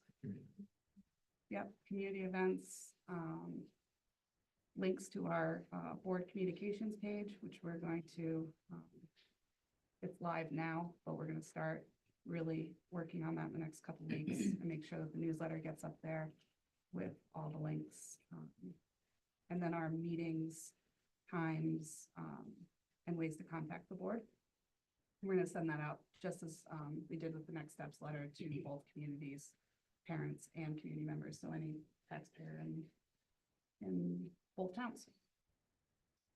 Change the name to District Dispatch. District Dispatch, yeah. So it's a change up on the old newsletter. What was it? What was the name before? I couldn't remember. District Connection, I think, or something. So we're gonna try to have a blurb at the beginning, every newsletter that Bob and I work on together and send out as a welcome. Yeah, we're gonna send that out soon. We're gonna try to wait till Meg got back, but we might be able to talk to the printer and get that out before then.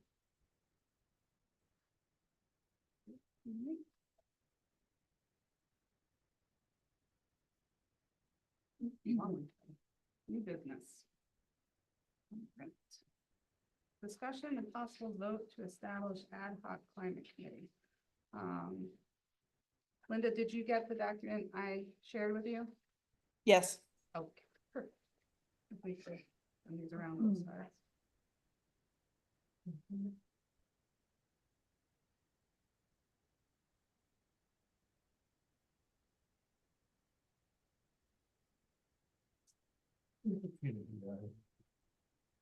Have it on my computer. Oh, sorry, I have it on my computer too, so. You have one? Yeah. Yeah. So. Oh, so I can talk.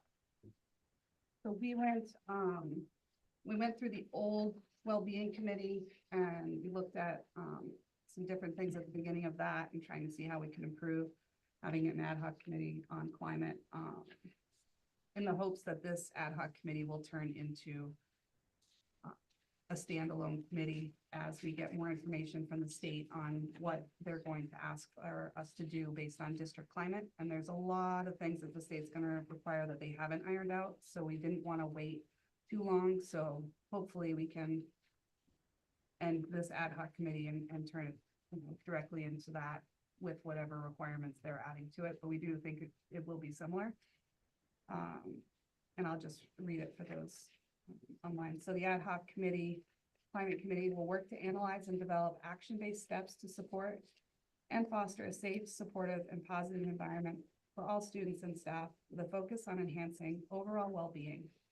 For the 2024-2025 school year, the committee will focus on the well-being goals of the Board of Education, which include identifying critical safety and security improvements, reviewing the district recognition systems for grades 6 through 12, and that would be looking at awards, celebrations, ways that we lift up our students and our staff for the great things that they do.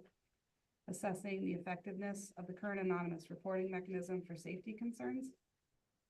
This one has come up, as we talked before, about the possibility of going towards Sandy Hook Promise, their anonymous reporting app, which has become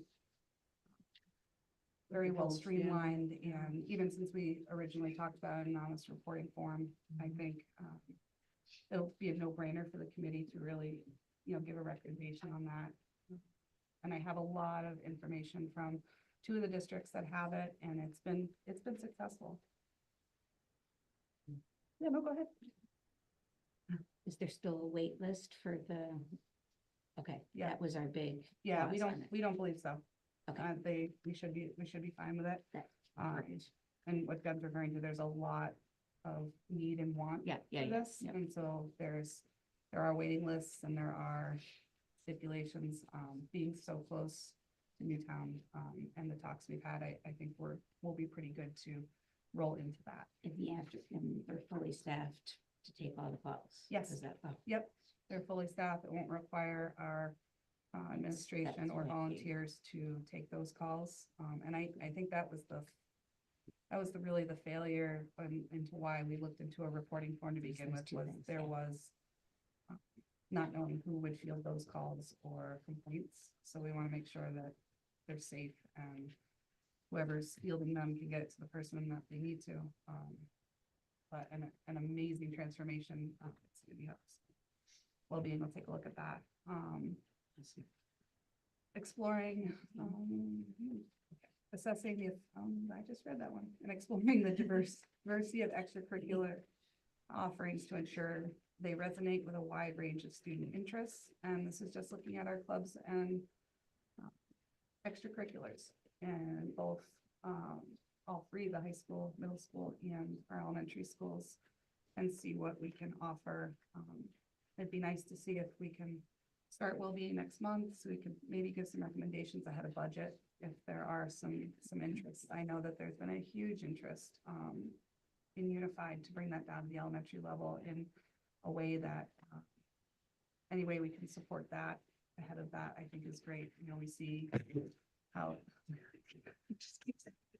that our district has become the cornerstone for Unified, and I think not expanding it down to elementary, where we're seeing that upper elementary really struggling with inclusion and maybe some bullying issues, and I think it'll do wonders for the elementary school if we can make that happen. Furthermore, the committee will research and recommend training opportunities related to equity and diversity, ensuring that every student is empowered to thrive within the district. Through these initiatives, the committee strives to create an inclusive and nurturing atmosphere that prioritizes the well-being of all students. In this last part, a lot of the programming and modules for ELA has, a lot of our teachers have said, these are some topics we don't really have the right PD on. There's a lot of heavy topics on human rights and equity and diversity. And so being able to analyze that and how we can support that and work with admin, I think will be really beneficial. Committee members. So this is, again, not something, we want to change this before we vote on it, but our thought would be 4 board members, 2 students representing Coggins and Strong Middle School, and 2 parents of RSD 13 students, at least 1 representing K through 5. And doing it that way allows us to have student voice at the elementary level without them sitting through our climate meetings. Even if we had 2 at the elementary school level for parents, I think that that wouldn't be bad either. And then 2 non-parents in the community, 1 from each town. So 1 from Middlefield and one from Durham that would be interested in talking about climate from a community level and how we can make our communities safer place to be. When we're looking at the goal and objectives, so these goals and objectives that I just read, they all come from our board goals and objectives. These are all things that we currently as a board are saying we want to look at under well-being. So I think it'll be good for the ad hoc committee to take a look at these first as we morph into district climate with the state's requirements, and then we can start moving into, we're gonna have a really big task this year with policy on the bullying policies. The state's revamping those, and there's gonna be a lot of changes and requirements in the wording for the state, yeah. Anything? Okay. And then looking at monthly meetings starting in November and following the next regular board meeting. That way we can, if there's any issues before, we can iron out at the next meeting. Any ideas, thoughts, concerns on either the membership or any of the ad hoc goals? Have you thought about putting the staff members on it? I did. I think we can look at that. I think looking back on it, when I first got on the board, I was hesitant to put that in there because I think that was the really tough part, is that staff felt it was tough. They, some big tough topics came up, and then you had parents who had those teachers, and I think the teachers were in a position where they were uncomfortable. And so I'd like to talk to administration. If you guys think, I think it'd be beneficial if we do have teachers that want to. I just don't know if. Well, perhaps staff assigned to the committee, not as a member, but that work with the committee. And if we weren't doing committee members, we could invite staff to come. We could invite certain staff to come. I don't know, Jen, if you have any ideas on that or how it worked from the beginning. No administrative staff either? Oh, no, I mean, you're always. No, I meant all staff. What's that? I meant staff, everybody. Well, I don't know, it doesn't say No. Dr. Shook or superintendent or, I have to go to all the committees meetings. I don't know. It's It not, doesn't list I don't know, Isn't I'm that not being expectation? I thought facetious, it I was. don't. Yeah, I mean, it's always, when we look at our subcommittees, you've always been a part of district clients. So that was just assumed by me that you would be. I was just looking at Oh, voting okay. members I versus didn't, people we would assign to it. I don't want to make the assumption that I would be going if it was just No, board and, yes, Well, I would love to be there. Yeah. Yeah, of We would course. love to have you. Okay, all right, yeah, the last time we had a wellbeing committee, there was, yeah, Amy Schaefer was actually the only teacher who was Yes. on the committee. yeah. So that was, and she added a lot to it. because she Shannon was on it too. Yeah, I That's think Joanna Schmidt was on it too. Yeah, but we had it over at Strong, so we always got to Yeah. play in our art room before the meeting. And it was only, still occurring very briefly, when I took this role, Yeah. so,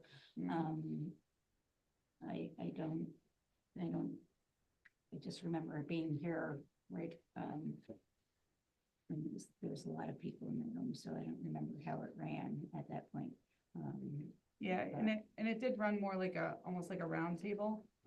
What we want to try with this committee is to, and that's why we really More labeled out structured. actionable Yeah. items. We understand at the time that wellbeing committee was more, it was a tough time. There was a lot going on, and I think people just wanted to talk. And I want to try to focus and keep it on action-based items for the board. And I think we can do that. Probably the most important thing that came out of it is that during COVID, the students recommended to have Wednesdays as a non-class day. And that was probably the biggest success of the wellbeing committee. And then COVID hit. But during COVID, we met, and that was a recommendation the students had to have the Wednesday break, which worked.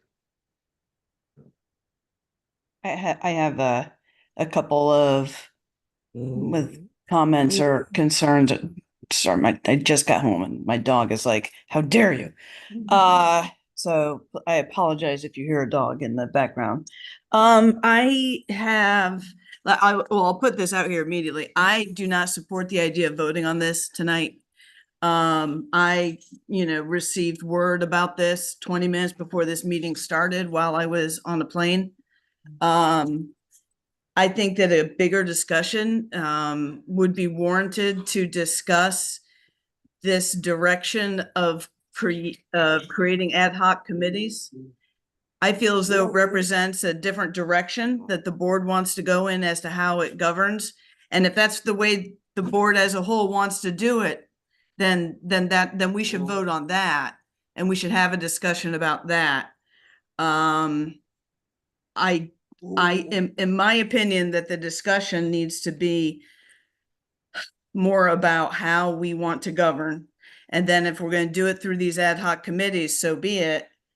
I also feel as though if something as big as this comes up through a conversation or vote whipping, as it were, that does not involve all of the board members, I think it's important to say that instead of using the pronoun we, to talk about the people who are bringing it forward. And quite frankly, until that happens, I'm really not going to support anything that comes to me 20 minutes before a meeting completely baked.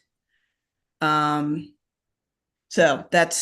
and I also will recognize I'm fully aware that my ego is involved in that. And I apologize for that, but that's where I am on this particular potential vote. I will tell you that if it goes to a vote, I will vote nay. Then is your concern that it should be a formal committee? No, I feel as though the discussion needs to be, do we feel as though those objectives that have been laid out in that document are truly within what we believe we should be doing? Should we be tasking the paid members of the board of the district to do it? And I don't know that there's a reason to do an ad hoc committee as opposed to create a real committee. I think that doing an ad hoc committee means there's an end date. Here's our goal. We're going to do this, and then the committee is disbanded. If that's not the intention, then we should be having a discussion about the creation of the committee, which again, I understand it existed. And so this is the second ad hoc committee that has been created. And my concern is and I know that perhaps within the letter of the law, it's not overstepping, but I will say it represents a direction change in how this board has governed in the very short time, but in the time that I've been on it. So no, I don't, that's not, that particular one is not my concern. And in a larger sense, my concern is how it came to the table. I think even looking last month, we said we were going to form only an ad hoc climate committee only until the district climate and the state had come back with their information on what would be included, because the other option is that we can wait until the state comes out with what they want us to do and what requirements they're asking of a board district climate committee. We could do that, but it's going to delay the board talking about well-being until then. It's more of a resurrection of our well-being committee than an establishment of a new committee. I would also say that we don't have to wait for the state to tell us what to be in the committee in order to discuss well-being. We can discuss well-being at one of these meetings.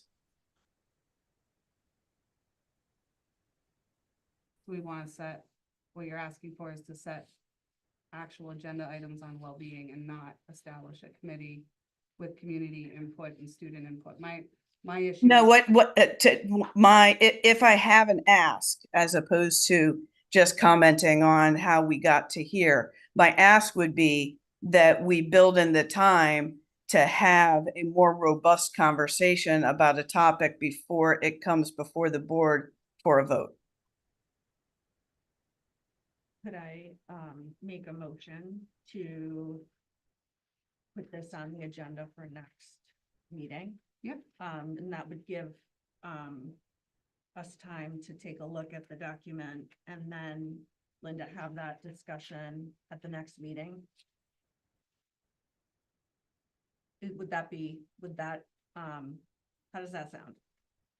Better. Well, I mean, like, I don't know if we'd write into the motion, like to make a motion to have a discussion during We our just next. table it to our next meeting. Mhm. Table Okay. to the November meeting. Okay. All right, so I'd like to make a motion to table item 11A for our next meeting, which is November, Our next regular meeting. our next regular meeting. Can look at it. That's all right. We don't need to wait. Second. Second by John.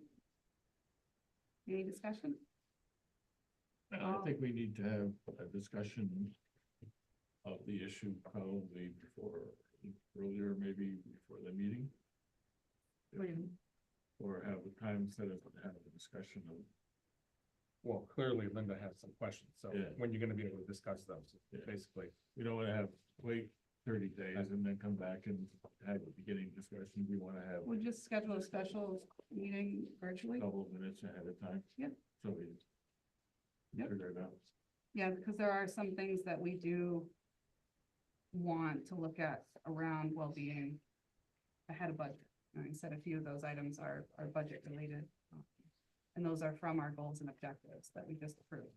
So we can talk about that. I'll send out a message, see if we can do a special meeting just for this agenda item and talk through some stuff on that formation. And does that sound good?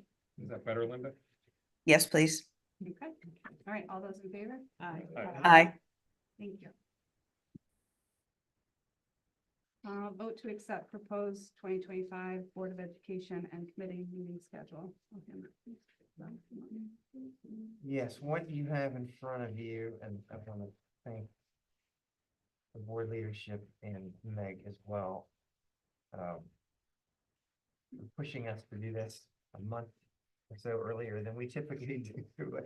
This is the calendar year 2025 combined calendar that kind of lists out what we would propose for regular meetings, budget work sessions, and standing committee meetings that have existed. And I would note that this also includes some of the consensus that came out of student achievement on the 25th of September around the May-June timeframe. We've correct me if I'm wrong, Tina and Lucy, but I think we decided we were going to have a meeting in June, but we would not have one at the end of May, because that would just put them like back-to-back weeks. Correct, and So, that also gave some time for that end of the year, those end of the year assessments right. to be kind of processed and looked at before we discuss them in June.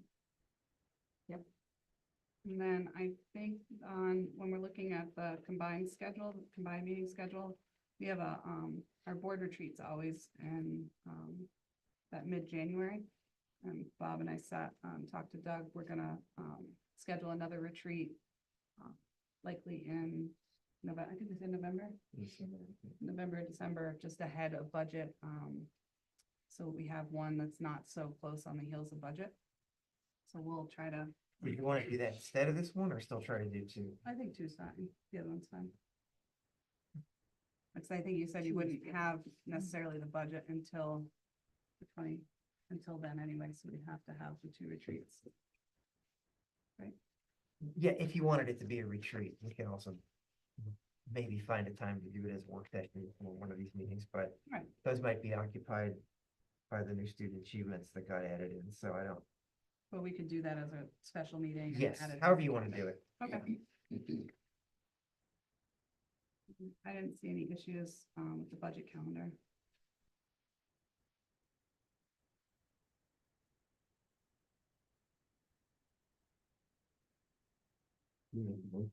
Yeah, does anyone see any, I mean, you can make a motion first and then any discussion on changes. So I'll take a motion to accept the proposed 2025 Board of Education and Committee meeting schedule.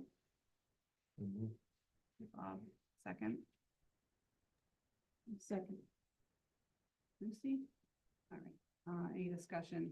Do we see any major conflicts with any meetings?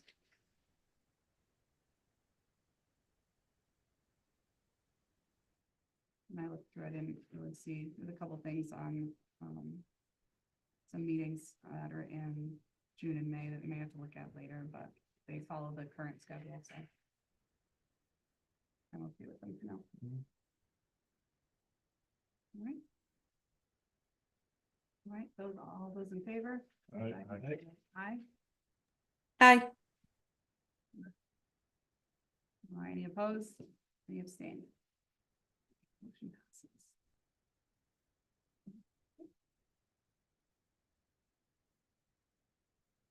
All right, so part of our district newsletter coming in for under new business, discussion and possible vote to establish a superintendent search committee. So, you know, last meeting, Dr. Shook let us know that he will not be seeking to renew his contract in June. We want to thank Dr. Shook for his service to our schools and our children and families, and we wish you future success in your endeavors. The Board of Education is ready to begin the search for a new superintendent who will help shape the future of RSD 13, including leading the transformation to a 3-school design. We invite the entire community to be a part of this process. Things that you can expect after today. At our October 9th meeting, which we're here right now, the board will be appointing a search committee to oversee the selection process. We want to hear from the community, students, parents, staff, community members. We want to encourage everyone to share their ideas on the characteristics and vision for our next superintendent through upcoming surveys and engagement activities.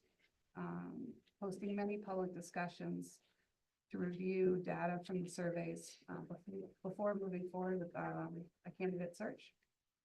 Community members will have opportunities to assist the committee by participating in interviews and providing input on the candidates. And we are committed to conducting a thoughtful and thorough search to find a leader who can guide RSD 13 through this pivotal time of transformation. We're excited to work together to select a superintendent who will help implement our 3-school design and lead RSD 13 into the future. With that, I would like to take a motion to establish the Board of Education Committee, Board of Education members as the Superintendent Search Committee. Do I have Make that motion. Bob? Second. Second by John. Any discussion? I think it's important to know that because of making the board, the search committee, the meetings are not publicly noticed. They're all confidential. And so that having the committee meet, we can do that at various times and schedules. And it allows us to collect information that becomes private, like the, qualifications and stuff like that. So it's important to have committee as search committee, and then we can have invite other people to participate in whatever aspect we want. Those meetings would probably end up being public, but the meetings of the board on this issue would not be public. And the first start into that would be just choosing a search firm to help guide us in that. And we'll look towards doing that next month. Yeah, I would like that to be part of the discussion. Everybody needs to know whom we want to select, how much they cost, what is their process. Yep. I wasn't terribly happy with the last one. Yep. And we do have a couple of really great options for search firms, so we'll get that out to the board. So everyone has it, and we will start from there.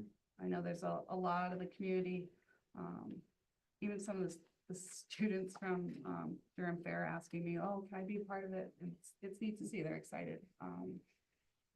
Always exciting to see students excited about school. You guys, are any other questions or questions come up, before we meet on it next? We'll have to work with Kim to look at how much budget we have. If there is. Any other discussion? No? All right. All those in favor? Aye. Aye. Any opposed? Any abstained? All right. Motion passes. Back to Bob for policy review. Are you ready? All right, here we go. This is the second read of 1 and 2. And so this is, we actually vote the adoption of these items A through N. The first is Title IX sex discrimination and harassment. It's a revision by Shipman. It really deals with the staff as opposed to the students. So it's not a 5,000 series. And it puts in current law. Basically, it's the difference in what we have. The next is administration. 2A is administration of medications. And this adds Narcan and a few other things that are new to us. And so that's why it's new. B, child sexual abuse and assault response policy reporting by 5151. This is recommended to keep the current one. The next C, concept and roles in student policies 5,000. This is not a policy. We recommended to delete it. D, dress and grooming 5132. We recommended to keep it. E, grading policy 5128. We recommended to keep that as it stands. F, health assessments and screenings and oral health 5141. We recommend to keep that. The next one, G, improvement completion rates of FAFSA. This is a federal requirement. This is by Shipman, and we recommend, actually, we recommend we have to adopt that. H is non-resident students. 5118, we recommend to adopt version 2 of the CAVE proposal, which is pretty much consistent with what we have. I, participation in extracurricular activities 5122, we recommend to keep that. J, physical restraint and seclusion of students 5144, we recommend to keep that. Search and seizure, K, search and seizure, this is the new one. Following the current law, we're also, as part of the regulations in that is, we want to keep the regulation that allows the use of dogs in searches. And that's under the regulation for it, so it's not in the actual policy. L, section 504 ADA 5142, we recommend no change to keep that. And the student wellness 5135, we're keeping that. And N, Title IX, sex discrimination harassment students. This is virtually adding Title IX and a few other things that are current changes in the law. This one relates to students. So those are the ones that need a second. We need to have a vote to adopt 1A and 2A through N. If someone would like to make that motion. John? Second? Sure. Second by Dr. Durst. Any discussion on those? A lot of work done on policy, so thank you. Well, these are, it's interesting that these are ours, we're pretty much up to date in this section, so that's a good thing. The first read, section item 3. All those, Sorry. all those in favor? Aye. Aye. Any opposed? Any abstained? Motion passes. The next, and Meg will be very happy to get these back in there. The next is the first read on 5,000 series, or under 6,000 series. The first one is computer use and internet safety. I guess these are still 5,000. They are. Yeah. They are. What we're recommending is to adopt the student use of the district's computer system by shipment, and we'll incorporate A. So A goes away and it will be incorporated as B into student. This adds all the new terminology on social media, all the current forms that are being used to communicate. And C is also new new revision use of private technology devices by students. This is so it doesn't screw up our system. Kind of like this one. So those are the two for the first read, and we'll just wait there for the next month.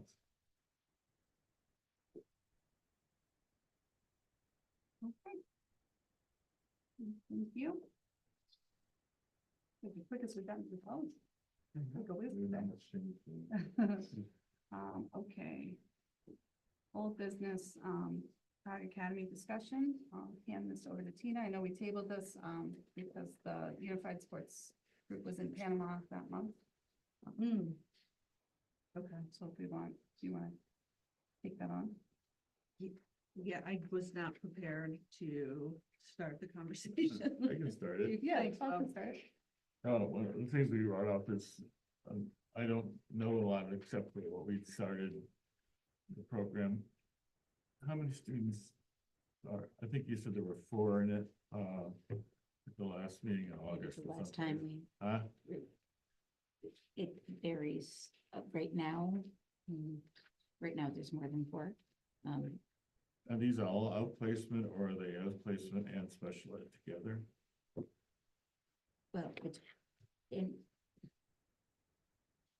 it's our program, so they're not outplaced. They might have been outplaced. So some kids were returning from outplaced, or it would be in lieu of an outplacement, or it's just an alternative setting for different reasons. And a lot of the reasons were, you know, it would be school avoidance, attendance,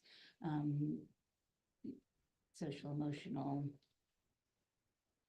you know, an IEP need of some sort. So it's a combination of kids that might have been outplaced and other special ed kids together. It's all kids in the academy are identified special with IEPs. And I know that room was set up across from the principal. Is that still being used? Is that? No, it's not. That's not the same. It's not the same location. Where are they? It's actually in the room next. It's in another room. I don't want to be too identifying, I guess, for confidentiality and privacy purposes. But it is, I don't know how to answer that with. The kids all together, or are they get distributed to classrooms and come back? Not currently. Well, they could. No. So. Yeah, it's hard with privacy. I think there's certain things like we're trying to figure out the program, but when you're talking about that little amount of people. Yeah, it would be better to have a discussion in an executive session so that it's not, I guess, maybe if you'd like to do it that way, if you want like more details, because we're so small that I can't give You're explicit saying it's hard to talk information about the without program without it compromising compromising student privacy and confidentiality, right? Even though I would love to talk about everything, so, and I gave you a lot of different in the emails that I gave you and things like that. How about things like the budget? The budget, well, so there's no difference there's no more increase in budget than the staff members. I don't remember a line item except for when we first established the budget, we just said it was gonna save money. Yeah. but I remember us Oh. putting a line item in for the Cog Academy in the budget. You know, did we ever do that, Kim? So it would be included under special education. Special But not, education staff. but identified, no? Some things are labeled Yeah, we do alternative have, programming. yeah, we do. So it could be, life skills, it could be Cog Academy, yeah. so we can drill that down further. I'm just, you know, I'm just trying to Yeah. understand how are we managing this, you know? So when we did the proposal, we hired, a, we hired a special education teacher, for an FTE for the program. We also hired the BCBA. That was district-wide BCBA, but that was part of the inception of the program to have the behavioral component to it. So, to house the program here with the behavioral component, for intervention services and things like that. So everything else was encompassed within the budget. What do we need to do to make it better, Better, bigger, bigger. stronger, Oh, well. wider? I mean, there are things that we can do to Oh, well, enhance this. you know, If it's still saving us money, a lot. then what do we do with some of the avoided costs into? It's a lot of the costs, it's a cost savings, right? Cost avoidance, what do we call it, Kim? Yeah, well, both actually, Yeah, but, savings and yeah, avoidance I and- mean, we haven't done it, but we could sit down and say, these were Yeah, kids that returned, these are kids that didn't go out and offset the salaries, I mean, I don't small mind doing that supplies. executive session, but it would be nice to know, Yeah, you know, definitely can work on that. what the investment is looking like and how is it running. yeah. And At some point, and honestly, and I'd love to talk about it because we have some really great things happening. You know, I was talking to, we had our secondary principals meeting today and talking to Cheryl about some of her former students who are being extremely successful on partial day program, coming in, learning, actually doing work on the Ingenuity program and then going out and to their job, and they are, you know, it's so exciting to see kids who are school avoidant and you know, not our typical not your typical learner. We just, you know, there's some kids that don't want to sit down in class and hear, teacher lecture or do the hands-on activities and things like that, that want to get out there and work and come in, do the computer programming with the teacher and set up and, go out and, working almost full-time hours as, a 16, 17-year-old kid and happier in school than they've ever been before. So that's exciting. Grades input, like, What's that? how do grades get input within that program? 'Cause it seems like there's a lot of balances between, So that's community. part of what we're ironing out per kid between IEPs, right? So and again, trying to give you guys examples. So part of what we use is the computerized programming, but also part of what we've done is taken class curriculum and used that and graded it. But we've also had students who were coming back from out of district placements and used it as a step down program to reintegrate into the high school and build into their day a slow integration into classes, which has been very successful for some of our students. I can't, we so had the some teachers really, actually go into that. what's that? The teachers, the kids get go into classrooms? Yeah, or we've do had, they get- yes, we've had students in their IEPs have the all program as their home base and slowly integrate back into class. These are more of your anxious, social, emotional, internal students who have had difficulties and integrate one class at a time back into regular high school classes. Mhm. And would the teachers come to that, to the No. COG Academy at all? No. It's all, It's all, Oh. yes, it's all either they push into cog and child classes or they're self-contained in special education. and they get work assignments? Yeah, so it's either computerized work assignments or it's curriculum-based assignments based on classroom assignments that special ed teachers get from classroom teachers. There's a variety of skill Programming. levels. What's that? There's a big variety of skill levels. Oh, yeah, absolutely. Yeah, you have, oh, yeah, yep. Linda, are you there? I think I am. There you are. So so what is the process for, and the criterion for a student to be placed into COG Academy? It's been a special education process, Linda. It's all been IEP. And There still needs to be a criteria. yeah, so So- it's really, the criteria is really the inability to be successful in regular educational setting based on, it's within the least restrictive environment criteria. So if you're looking at the least restrictive environment criteria, it goes from regular education setting, full inclusion, all the way out to, to homebound instruction and, in there.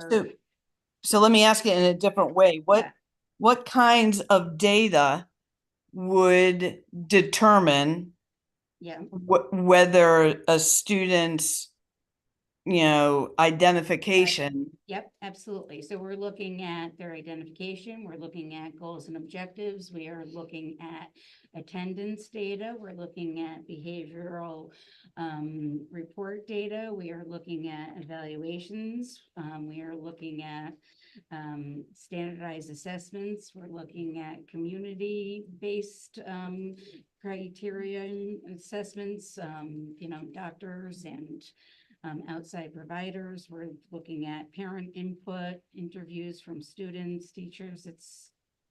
So I'm a flow chart kind of gal. I don't expect anybody else to have that. Yeah. But if you can kind of conceptualize, that's what I'm kind of thinking. It's like, can you provide us with the written process beyond what the state can give me on IEPs, but like the written process for, and I know how it works for a regular ed kid, right? Going through MTSS.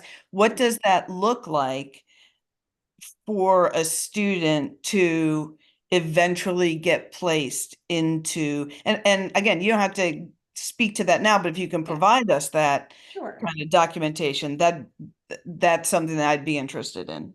Sure, yeah, and that's, that's our, absolutely, and again, it's gonna be different for each student. Sure. Because that's all the PPT documentation, right? Right. So it would be all the evaluations and assessments and all the tiered interventions, even the interventions that we've had in the regular education settings, right?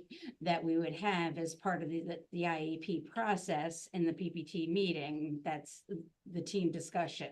Yep. Right?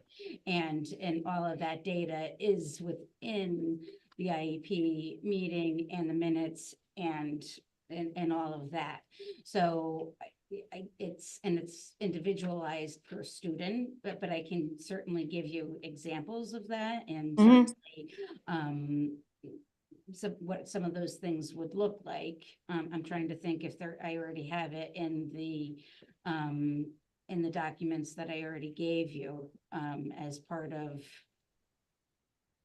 the outline of the academy, but, and, you know, and part of that is, again, the least restrictive environment, the state documents that we have to fill out for any, you know, any placement of a child within special education, certainly any placement of a child within special education, when we're changing a placement of a child within special education. And so when we're looking at a child coming back to district, obviously, it's kind of a reverse process. You're looking at, you know, improvement and stability and what the need is to step down from a more intensive, more restrictive setting. And it goes the opposite way. So it's really, you know, it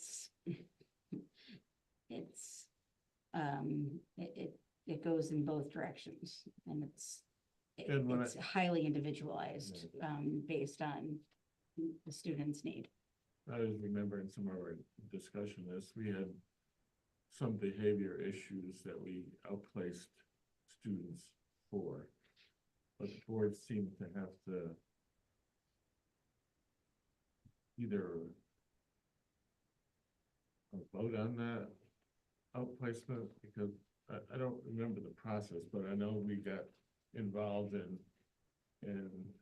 outplacement. It must have been Like for one an or expulsion hearing, because the board doesn't vote on outplacement. So it No. might have been. It must have been an expulsion hearing that you're Yeah, thinking we of, found a because, school that yeah, could accommodate it. what's that? I think we found a school that accommodated. Yeah, it. because as the district, we're, you know, as now- public school, we're still required to educate kids Right. even if they're expelled, so that would So- probably be it, but. So if we have a behavior incident in our school system, Mhm. we could then directly, that student could be placed in this academy Oh, yeah, yeah, absolutely. and dealt with the behavior issue. And that's, Sure. again, that's a whole PPT process. Yeah. And we use the same documentations, we use the same data. So We we have the would same do the same thing if conversations. we're gonna outplace, if we're gonna keep the same documentation probably. Oh, yeah, like, we can't just do it without, yeah, we have to keep kids in the least restrictive environment. Linda? Thanks. How are the kids able to get the graduation spread of credit accumulations? You know, I'm thinking of like art and PE and world language, or well, I guess the second part of my question is, or is that kind of IEP, that burden IEP'd off? So, yeah, the graduation requirements stay the same. And there's very few modifications that we make to, credits in IEPs, although that that can happen, but that's not done often. Right. So are they able to, well, I guess it's more of a how question. How are they able to accumulate PE, art, world language? I'll just pick those off the top of my head. Those credits with one special education teacher. Yep. So some of those are done again on the computer program, and some of them are done with expanding out into classes, into the gen ed environment as tolerated. You know, one of my concerns, I understand the whole thing. It's just hard to imagine being in one room all day and have that be a least restrictive environment. It's on the continuum. Yeah, it's not the only option for certain, and it's not best for everyone. Well, I'd be interested in the executive session. Yeah, to- I Yeah, I certainly would too, because Yeah. questions that, you know, that I'd like to ask too, and I don't Yeah, think she'd be just- able to answer right now. But And yeah. we'll get some guidance about Yeah. what, Yeah, What- what can or I- cannot I'd be. I like to think, be We never completely did open I think the about financials- everything, you know Well, what the I mean? financial is one thing. I'm more concerned about how we're measuring the success of these kids to Yep. make sure that they're gonna be getting what they need to be Absolutely. successful. Yep. And not to get into particulars on it. Now, I mean, I'm hearing an answer, but not hearing an answer on that. So, I mean, if we need to go into an executive session on that, I'm fine with that. But I think there needs to be more discussion on it. And I can try to get you like some of those things and with like examples and things like that. and you can check with the attorneys Yeah, about what, Yeah, they'll let it's us know just- what is fair game and what. Yeah, there's certain isn't. things can be redacted. yep. Yeah. We'll do that, either that before, during one of our next regular meeting, or if we want to piggyback on the discussion on the climate committee, we might be able to lump those two together. So I'll send an email on that, we'll figure that one out. Yeah, let's think about the budget. I was just gonna say, and we can put the numbers together for you too. In terms of what that, you know, the budget for, since 2020 with the alt program. Yeah. Okay, all right, with that, I don't see any public comment unless Mr. Ford wants to make a public comment. I wish you would sit at the table instead of way back there. I left the front row open for our presenters and elections. All right, and I don't see any public comment online. So with that, Dr. Darcy? Oh, no, sorry, just kidding, just kidding. Jump the gun. 14, I'd like to make a motion to go into executive session for discussion of a confidential student matter. Done. Second. And yeah, just bringing in board members and Dr. Cook. Yeah, and I don't know if you want an agenda, I want to say, but. Oh, did you want me to stay in May- the office? No, potentially, if you invite her, and if we don't need her, then we Yeah. don't need her. Including Dr. Shook and. Thank you. Oh. Second. Second, by Bob. All those in favor? Aye. Aye. Aye.